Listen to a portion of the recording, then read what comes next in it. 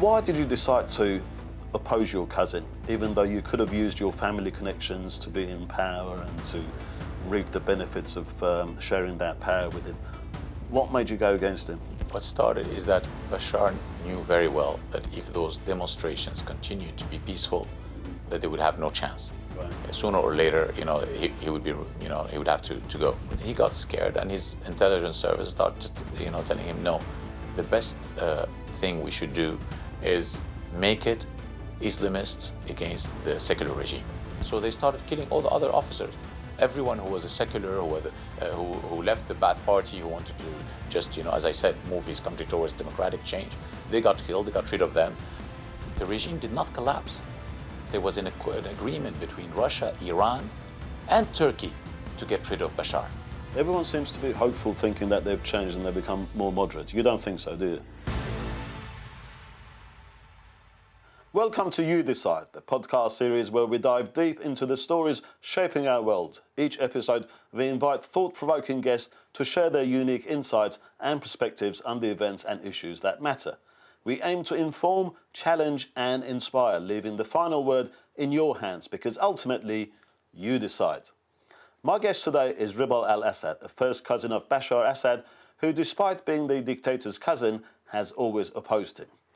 Welcome to the podcast, Ribal. Now, I've known you since 2007, before the protests in Syria even started. And ever since I've known you, you've opposed Bashar.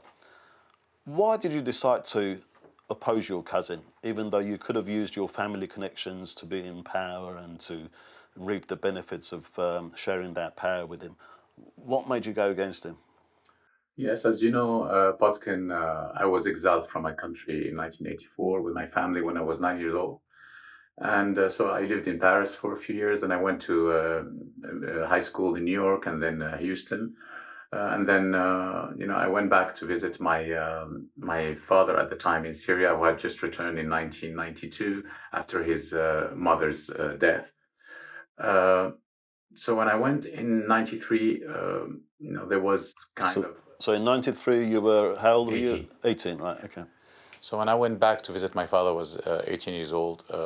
One day I was going to to have dinner at the pizzeria in the Sheraton Hotel, and I asked my friend to book a table, for me, and I stayed inside the car, and suddenly I see Bashar's brother has just passed away. Basil has just passed away like a He couple of was months earlier. meant to be the president, wasn't he? But I mean, his father was preparing him to take over. It was never like, it was known, but he never came out and said, this is, this is going to be my successor. But he was killed in a road accident. Yeah, he was killed in a car accident going to the airport in the morning, very early in the morning with fog, and he died, he passed away.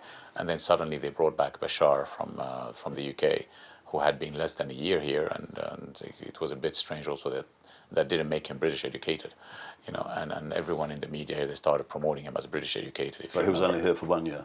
Yeah, to do his to specialize in his, because he graduated from Damascus University with his as an ophthalmologist, but he needs a year, I think, to specialize after that. So anyway, his brother had just passed away. I see him coming out of the pizzeria with his cousin Hafez, who became later general, head of one of the intelligence services in Syria, and another friend of his, and two bodyguards with him. And while he passed next to me, he was walking. He didn't say anything. When he took his car out to the parking, and he was passing me, and he said, haven't you seen the video of your cousin Yahya? We have a distant cousin of ours. I mean, not that distant, but I didn't know him at the time. He was an officer, and I don't know for what reason they had tortured him. Even though he was an Assad? Yeah, and they had tortured him. He told me, haven't you seen the video of your cousin Yahya being tortured? Beaten on the feet, actually, his exact, And I said, what, who are you talking to? And he said, to you. I'm like, are you crazy? I asked him, are you like mentally sane? You're saying like you're proud that you have let people, allowed people to torture your cousin, and you filmed him and you're distributing, at the time there was no social media, so that means they put it on either VHS or Betamax or whatever and distribute it to people. So he was boasting about torturing his cousin, and shown the footage of the torture and the suffering of a cousin Yes. to everyone. I mean, it seems that he had distributed, because he told me, have you watched it? Right. Haven't you seen that video? Right. You know what I mean? It means that they have distributed to the people around them, you know, to... You're not the first one looking at it. and me, I haven't, you know, I didn't even know. I've never heard about this story, you know. Yeah. So this is why I told him, are you very proud that you did this? Or are you, you know, a psycho? You know, like, are you crazy? You know, and you boasting about it in front of those two idiots sitting with you?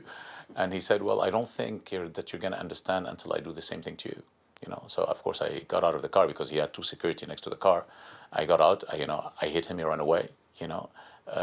I mean, he would drive, he ran, and then I went because his bodyguards were next to my door, you know. So when I went to them, they said, sir, please, it's between you and your cousin. We don't want to intervene. So I said, oh, now it's between me and my cousin. You know, 2 seconds ago, you were going to intervene, you know.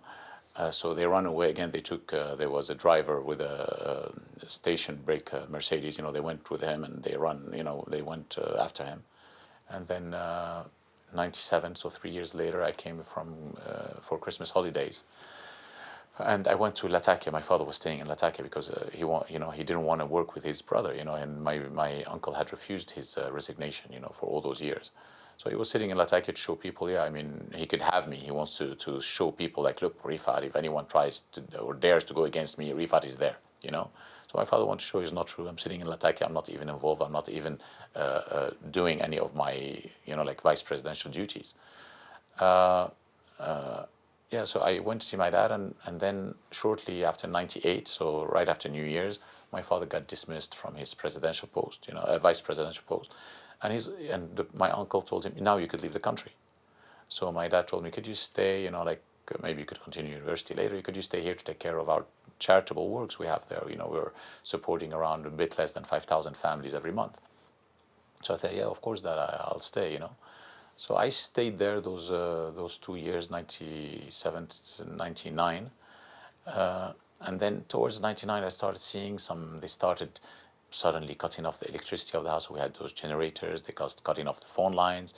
They came, the special spying unit of the military intelligence, they came and, you know, so they were trying, you know, we knew that they were trying to preparing for something. And then they started arresting people, torturing them, asking them, people around you mean people that the people who were coming to get support, you know, their monthly support, you know, the charities, charities, arresting them, beating them, torturing them, you know, sign on white paper that they could fill in later, you know, and asking them who do you work for, what foreign country do you work for, you know. They were like, no, we're all Ba'ath Party members, you know, we don't work for anybody. And and they would come out and they would come back to the house and they would not want to leave anymore. They're arresting everybody. So at one point we had 250 people inside, you know, women and men, and, you know, and it was going to be a lot more, but we couldn't have, you know, like, there was no space even in the compound to keep more people. But you see, look, someone listening to our conversation now, they'll say, okay, so it looks like this was some sort of family dispute and you fell out with your cousin because this sort of thing that sometimes happens in family disputes.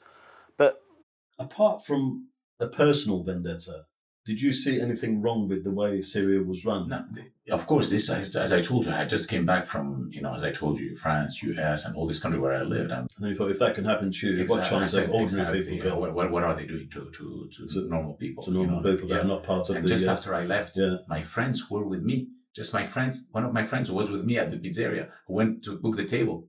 He was taken. He was 18 years old. He was taken, tortured, just for being my friend. Right. You know, other friends of mine were taken and were tortured. You mentioned that Yahya, the distant cousin. Yeah. What happened to him? Do you know what's happened to him? No, really, no. You haven't heard of him since? No. So you don't know if he was alive or is... No, but all those stories, as I told you, were very shocking. You know, like all those things that I saw in very short period of time were really shocking. You know, as I told you, like I started, you know, like I told, what did my friends who were kids, you know, at the time, what did they do to be tortured? Just because they were my friends? Right. You know, you did this to me, or you were willing to kill me just because I stood up to your children, you know, like it's really not normal. So you decided that, you know, there's something wrong. Despite being part of this Assad family, you don't want to be part of this regime. This is not the way to run Syria. What did you want to do about it? What were you planning to do? I wanted to continue. Then I always knew what my father was doing, but I wasn't that interested before. You know, because I was a kid, you know, like You weren't political. Yeah, and of course I missed my country, and you know, but you know, when my father had the Al-Fursan magazine, he had started in Syria in 1967, which was the only magazine in the Middle East promoting democracy. You know, I still have copies. I'm sure I don't know if I showed you before, but I could send you. Promoting democracy, equality of women and men. You know, he was saying a society cannot grow if half of the society is like a human body. If half is not functioning, then the country cannot function. You know, it would be handicapped. So what were you hoping with all this? Were you hoping to change the mindset of the Syrians and sort of like try to mobilize them? Yes, I thought really I wanted to move, you know, like Syrian people. You know, like to more pro kind of Western style democracy, because I could see again with all those different you know mosaics of people that we have, you know, these beautiful mosaics of people we have in Syria, that we should not look at it as a weakness. It should be a strength. Look at the United States, for example. You know, it has people from all over. It was built on people coming from all over the world. You know, but they made it the most powerful country in the world. You know, so if you have a good system, if you have a democratic system, if you have you know, a federal geographical system, not based on sect or ethnic group or whatever, you know, and it's a genuine representative democracy with a constitution with equalities of all citizens under the rule of law, regardless of sect, of religion, of ethnic group, of gender, you know, it would be perfect. You know? Okay, so during this time, this was the sort of Syria that you were trying to promote. Yeah. And then the Arab Spring started from Tunisia, and then it moved to Egypt, and it sort of like finally engulfed Syria. When the protests started in Syria, and that was nothing to do with you, really, was it? I mean, that was sort of like happened. I mean, we were working, like you remember, through Arab News Network, the first Arab satellite TV channel, to promote those values in the Middle East, in Syria and the Middle East. And you remember in 2009 when I made a speech, you know, because they had jammed our TV channel. Yeah.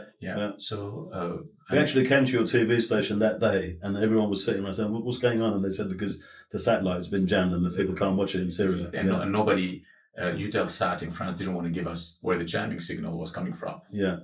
So we're like, but you cannot take us off air, you know? They're like, yeah, because every time we put you on a bouquet, the whole it affects everyone else, all other TV channels. So we had to take you out. So the protest started in Syria. Yeah. Different cities. It started from Dera, if I remember. Yeah. And it was these kids that were sort of like swept away by the Arab Spring thing, and they'd started writing slogans, and they were arrested, and the kids were tortured and mutilated, and their bodies were sent back to their families. Yeah. And that sort of like enraged people. But at the time, even those people that came out in Dera, they weren't asking for the overthrow of the regime. They just wanted the chief of the security chief or something. It was Bashar's cousin also. The people there were actually regime supporters. I mean, they were keen on. Dera people were very, I mean, you know, supporters of the staunch supporters of the Ba'ath Party. Yeah. But then what we heard was that Iran had told Bashar that you mustn't compromise, you mustn't give an inch to the protesters. You have to stay brutal. No, actually, to start with, it was his own officers because they were scared. Okay. You know, they were scared because the chance to start with, they were not against Bashar himself. They were against people around Bashar, right? Like Rami Makhlouf, so they thought it might like his other cousin, They were all scared about about anything that he won't get anything, but they would get punished. You know. So rather than just like sacking one bad official and calling it a day, they decided not to give an inch and crack down even harder. But then the protest then spread out. What they told him is, if you punish your cousin who tortured those people and these other terrible officers who were doing those cruelties, then if some things get out of hands, then no officers will listen to you. Right. Because, you know, they will be, we'll be punished. Right. So you know what I mean? We'll be punished the same way. Okay. So this is why he got scared, and he chose the other, So the protests spread, and everyone was hopeful that they'd be able to, the ordinary people would be able to overthrow the Ba'ath regime and set up a democratic country, but things didn't go that way. And you were very vocal about it. You were warning people that, you know, things are not going well. What started going wrong? Yeah, what started is that Bashar knew very well that if those demonstrations continued to be peaceful, that they would have no chance. Right. Yeah, sooner or later, you know, he would be, you know, he would have to go. So even though he could have, and we advised them, I mean, through the media, whatever, allow political parties, allow the media to go in, because there was nothing against him. As I said, he was young. There was nothing against him personally. He hadn't done anything personally. He was fresh. It was, yes. So he got scared, and his intelligence service started, telling him, no, the best thing we should do is make it Islamists against the secular regime. So they started releasing all those people they had sent to Iraq, And I don't know if Jolani was one of them, but he was one of the guys who was fighting in Iraq, who was with ISIS. So, but you had, for example, Zahran Allouche, who was head of the Islamic army, in Damascus. He was released from jail, and many others. And people started finding you would wake up in several villages in Latakia and others with weapons, AK-47s and some, charged under magazines, under, next to your door. So it's like they were inviting people to fight, and they wanted to make sure that it's the Islamists, that the only opposition they have, not those peaceful demonstrators, but those Islamic extremists. And on the other side, they fell into his trap. So you had Turkey started supporting, all those, jihadis and other Islamist groups who were going from all over Europe, all over the world, crossing from Turkey to go fight in Syria. You had Qatar, you had other countries, supporting Al-Nusra, ISIS, all those groups, to get rid of the regime. Because Qatar and they also were very worried about having a genuine democracy in Syria. Right. They wanted to make sure that whatever regime it get changed to, they wanted something more like under the thing of the Muslim Brotherhood, right. Or Al-Nusra, which is big, yeah. And so if you remember, Bashar wanted to show the scene as it's either me or these hardcore jihadist Islamist groups. Yes. There is no democratic opposition against me. And they started both of them. I mean, ISIS, Al-Nusra, which HTS today, and those people, and the government attacking all those poor people who genuinely wanted democracy. There were people who were carrying arms. It's true at one point, but it was more to defend themselves against those three. Against those three sides, but they were all killed. The Free Syrian Army. It became exclusively, Salafis and Muslim Brotherhood. So they started killing all the other officers. Everyone who was a secular, who left the Ba'ath Party, who wanted to just, as I said, move his country towards democratic change, they got killed. They got rid of them, and all those people fled. So it pushed the Ba'ath Party members and the Alawites community into a corner, thinking that, if they win, we're all going to get killed. Exactly. So we might as well fight. And Christians and Druze and everyone else. Yeah. Everyone that felt threatened by the Islamists, they thought we're going to get killed. We might as well fight. Exactly. So in a way, it was quite a clever tactic. No, I mean, I know in the long run. Yes, of course it was. Of course it was. But at one point, when you have only those people, and with you gave because at one point, as I told you, their numbers, they had more money. They had more crazy people coming from all over the world, all those jihadis from everywhere. Just from China alone, like Western China, the Uyghurs, the Turkestan Islamic Party, they had a few thousands. Right. Other than Dagestan and Chechnya and Turkmenistan, Uzbekistan, Tajikistan, Kyrgyzstan, all those countries. And then you had many Europeans and others, Europeans, Muslims, who all went to join. So tens of thousands of people, crossing there. And that was justifying Bashar's brutality, or Bashar was trying to justify his brutality, saying, these are not ordinary peaceful protesters, these are not democratic forces, these are hardcore jihadis. And whenever people were not joining the Syrian army to fight, or the other defense forces pro-regime, he would allow those people to kill some minorities, to show them look what happened. So of course that would encourage them to join again, And when all this is happening in Syria, so you're in most of the time you're in London, and I know you were sort of frantically going around. You had a few meetings in the European Parliament. You were meeting people here. What was the attitude of the Western politicians? So you were warning them that things are going wrong, things are going out of control in Syria. What was their response? How were they responding to you? Potkin, I think I've been on every media outlet, from the US to India to really everywhere, all over the world, all Europeans, many Latin Americans, countries from all over, Canada, everywhere. And I spoke at, we did events here at the British Parliament. We, at the European Parliament with, I spoke in front of different groups, the ECR, the EPP, we did some events together, I was invited to speak there several times, meeting many members of European Parliaments and British parliamentarians and many others. Were they listening to you? And universities. And they listen. Of course they listen. But what did they do? It's not about listening. A lot of people listened and agreed. Mm-hmm. But what did they do to change that? Nothing. What did you expect them to do? The problem from the beginning, what the Western countries did wrong, is that they allowed Turkey to lead, to form the alternative to the regime. But very well, Erdogan's Turkey only wanted the Muslim Brotherhood. So they started by bringing together only the Syrian Muslim Brotherhood. And then it took Miss Clinton 18 months to recognize that those people do not recognize the Syrian people. By that time, they had killed tens of thousands of people, After 18 months, they said, oh, it's not representative. Let's go somewhere more democratic and have a more inclusive opposition. Then they went to Qatar, a super democratic country, and they said, oh, let's bring in the Salafis. They were left out, So they formed this opposition, and they started taking them to Geneva. I mean, I don't know. I forget. Like if you take any kid, like a 5-year-old, and if you tell him, if you bring the Islamists on one side and the dictatorship on the other side, and you ask them to come out with a constitution, what do you expect? Honestly, what kind of a constitution you're going to get? Once the Sharia, and the other wants me. Like me, the other Sharia. So. And they had Geneva 1 and 2 and 3 and 4 and 5. I don't know, maybe 20. Yeah. But you must be that guy. They changed from Kofi Annan to Lakhdar Ibrahimi to what's his name, the Italian guy, De Mistura, to Peterson. That guy again, just going around. Oh, it's really not working. Oh, really? It's not working. It's not working because you use the wrong Bible. You don't need to be a guy. To have these high degrees and be a member of the United Nations.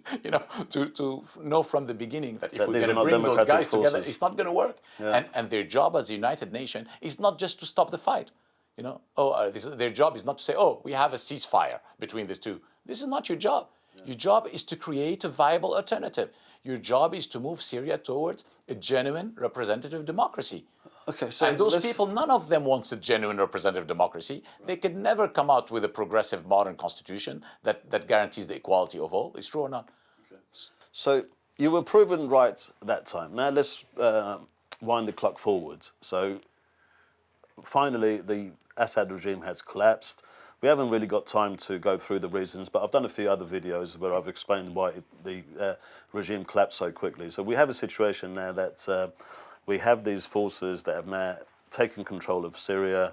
They're mainly led by HTS, which is obviously backed from Turkey. But it's important for you to know that it didn't collapse because of what people say it collapsed. The regime did not collapse. Russia wanted. There was an agreement between Russia, Iran, and Turkey to get rid of Bashar. Because if you remember, before the Turkish presidential election, Erdogan was asking Putin, please, I need your help. I want to sit with Bashar. I want to reconcile with Bashar. I have these 3.5 million refugees that are creating a problem, and the opposition is using that against me. So I want to be the one sitting with Bashar. We bring them back to Syria. And also, the Turkish army and Bashar, we could move towards the Kurdish forces, to put pressure on them so that they go back under the control of the regime, which would lead to the American forces telling the Americans, why are you here now? Now all the Syrian areas are under regime control. You're no longer needed. You could leave. And because Turkey was very worried, Turkey, Iran, and Russia, of course, but Turkey and Iran mainly were worried about the Greater Kurdistan project. And Russia, of course, doesn't want to divide, their influence in the region with the U.S. They knew very well with the U.S. being there, there's not much they can do. If you remember, some Russian Syrian forces had tried to cross the river, and they got annihilated by U.S. troops at one point. Okay, so you think there was a deal between Russia, Turkey, and Iran? Yes. What was Iran getting out of it? I'll tell you. So Bashar refused. Why did Bashar refuse to sit with Erdogan? Because the opposition, the Turkish opposition, had also extended their hand to Bashar. But the Turkish opposition was pro-Western. So the Russians were telling Bashar, please, we don't want the opposition to win. We want Erdogan. He's the second largest army in NATO, and it's in our interest to keep him on our side. You are important, Bashar. You're an important ally, but Turkey is a lot more important than you. You have to understand that. And they were letting people even from inside the Russian, close to the Russian government, like someone like Rami Shair, who was close to the Bogdanov and other, write things in RT and others against Bashar, telling him, stop talking like this, you have against President Erdogan, you have to be like this, you have to be like that, And what was in it for Iran? Yeah, well, I'll tell you. So Bashar, as I told you, then the elections happened and Erdogan won. And then Russia was like, okay, now you sit with him, now you have to sit with him. He again refused because he was getting close to Saudi and UAE and other countries who were telling him, you have to stay away from Iran and we could help you, lift the sanctions on Syria. And invest in Syria. Exactly, and invest in it, restart reconstruction, stay away from Iran, the embassies will come back, and all of that. And you make some changes and all of that. And he had agreed. This is why when the war happened... So he agreed to distance himself from Iran? Yes, and the war happened on Gaza and Lebanon. He didn't open his mouth. He didn't say a word, which was not him. You remember before the Arab Spring, he was the first one to start swearing on everybody and start, saying, we are part of the resistance axis, we'll never give up. But here he didn't say a word. And not only he didn't say a word, he started giving up Iranian and Hezbollah positions in Syria. So he's staying away and helping a lot. Then a report came out just a week ago, I think, in Reuters. The UAE, in one side, was asking the U.S. administration to lift the sanctions on the 20th of December, because they end on the 20th of December, and the president could either, renew them or lift them, And Bashar was really hoping. This is why I told you the period is very important. People don't notice. If the Biden administration would have lifted the sanctions on Bashar, even Israel independently was pushing the Biden administration to lift the sanctions on Bashar. You can check that Reuters report. So Bashar, Iran knew that he was first selling them inside Syria, right, and set positions, and they knew that if this deal is reached and the sanctions are lifted, he's definitely going to kick them out of, they have no foothold in Syria.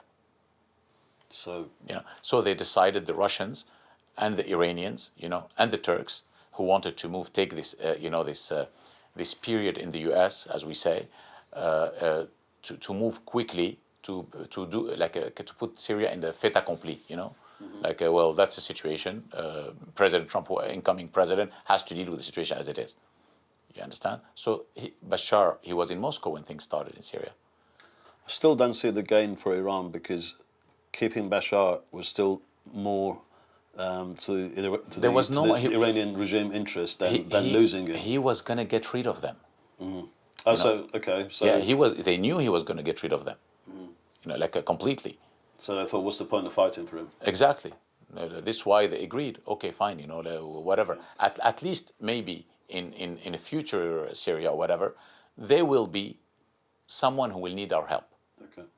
So we now have these rebel forces in control of Syria, and they seem to be led by this group called HTS, which, as we speak, is still a proscribed terrorist group. There was a $10 million bounty reward for Jawlani by the American states. But everyone seems to be hopeful, thinking that they've changed and they've become more moderate. You don't think so, do you? But have you ever, from your, experience, I know you're not that old, but from your experience and readings and whatever, have you ever seen an Islamic extremist become a moderate Democrat? The Taliban, you remember, they were saying they changed and whatever, and as soon as they came to power, women were no longer allowed to go to school. Hamas... I understand what you're saying, but the signs that we see is, for example, he hasn't forced the women to wear the veil, for example. Yes. He's saying that all the minorities should be protected. The Christians seem to be getting ready to celebrate Christmas. I even saw nightclubs and bars opening up again, getting ready for the new year. Yes. So because there's time, First, there's a constitution. They need to draft a new constitution. Right. So they are trying to make everyone happy at the time, to make them like, oh, look, there's a revolution. We got rid of the former regime. If you remember in Egypt, when they took over, people were dancing. After, exactly, everyone is happy. Dictatorship is you gone. think the same thing's going to happen again? So we're going to have a brief moment of euphoria because the Assad regime is overthrown. Exactly. But it's going to get then. What's going to happen? I'll tell you why. After the euphoria is over, the new cabinet that he appointed are all Islamists. No, they're all Islamic extremists.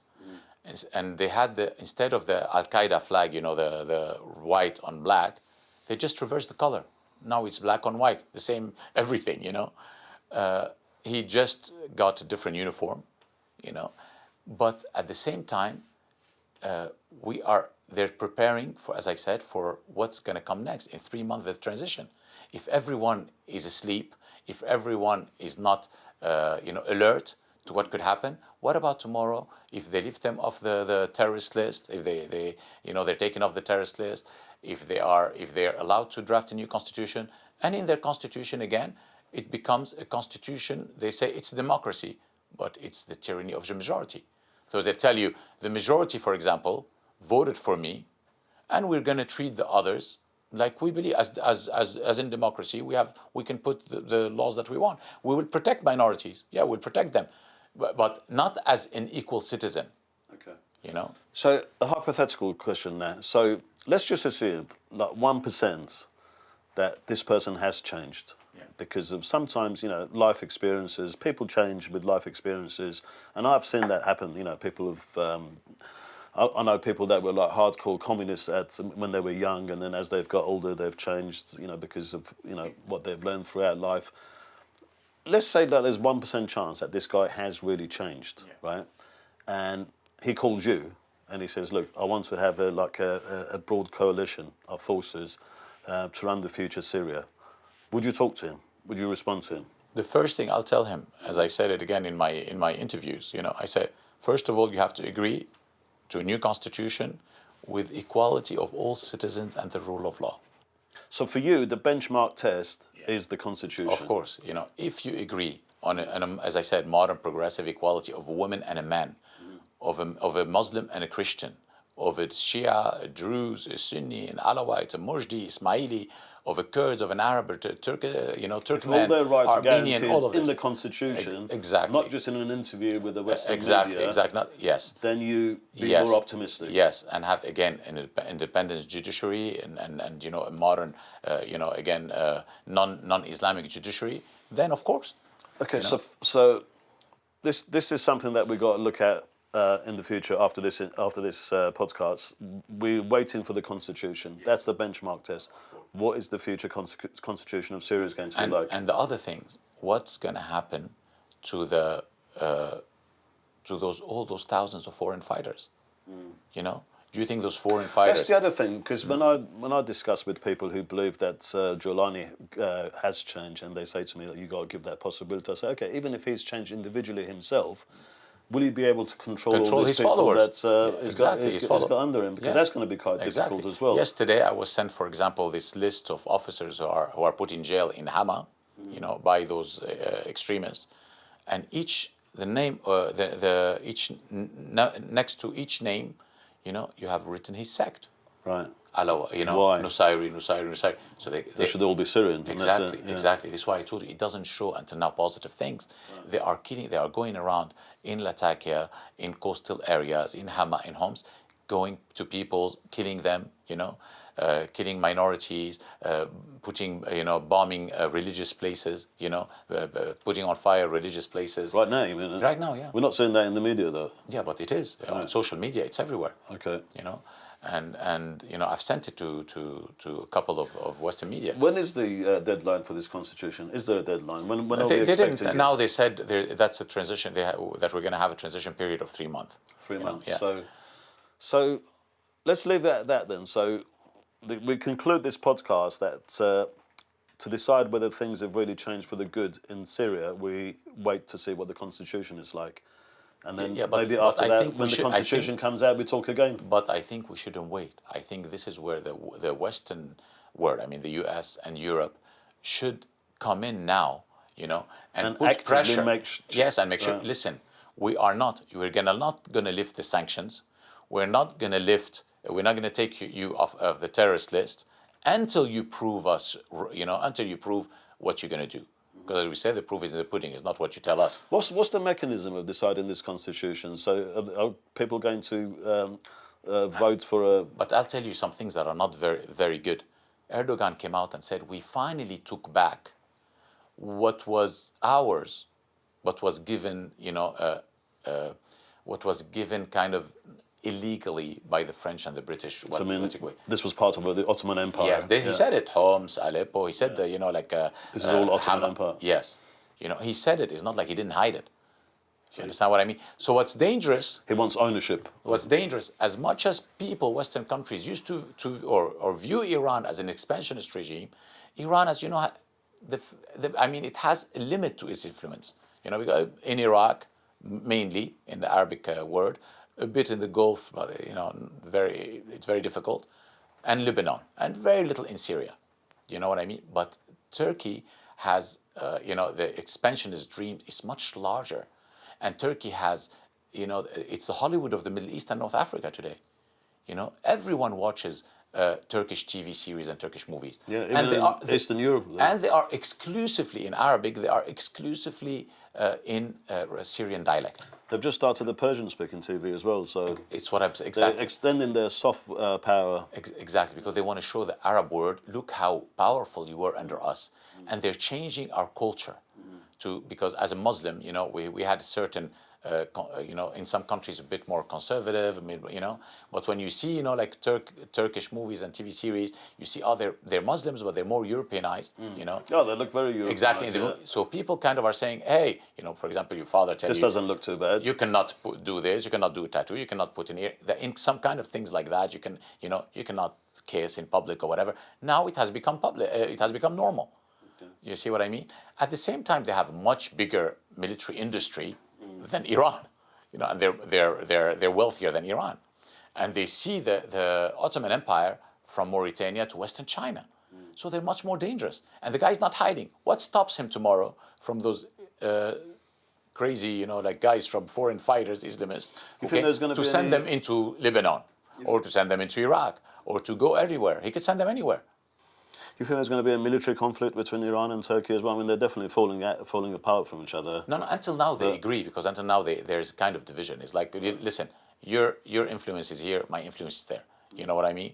So let's agree we are two regional powers. So until now they kind of work together, and they've always worked together. They had an issue with Syria, because as I told you, Syria blocks Turkey from expanding south and Iran from expanding west. So now, yes, Turkey, when he said, for example, Erdogan, yeah, we've taken this, he left out Latakia. He didn't mention Latakia. You see what I mean? He never mentioned, for example, the southern that's on the border with Israel. Do you understand? Because that's supposed to be going to Iran? That's part of the Iran? No, I think he's leaving, in a way, and open things for the Russian and the Iranians, for the coastal area. Because, Trump says, we don't want to intervene abroad, and we don't want to, So they kind of, okay, if they don't want to intervene abroad, if the Europeans are too weak, then maybe when there's enough massacres, someone will have to come and protect them. Okay. You understand? Well, look, thank you very much for coming today. Thank you very much, Potkin. We've spoken quite at length, but it's been quite interesting. What do you think of, you've listened to Ribal, what do you think of what he's been saying? But I think, as he said, the bench test, the litmus test is going to be the constitution. We wait to see what the new constitution for the new Syria is, and maybe we can meet again and talk again after that to of course, to see where we're going from there. Yeah. Of course. Thank you very much. Thank you very much. It was a pleasure. Thank you.